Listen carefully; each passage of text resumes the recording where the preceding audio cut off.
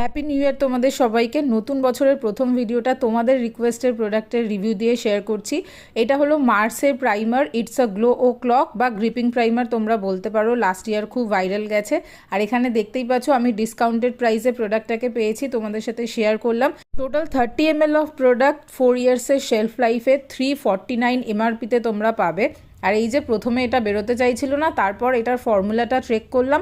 Initially একটুখানি ঠান্ডা ঠান্ডা স্কিনের ওপর জেল লাইক কনসিস্টেন্সি ছিল এটার।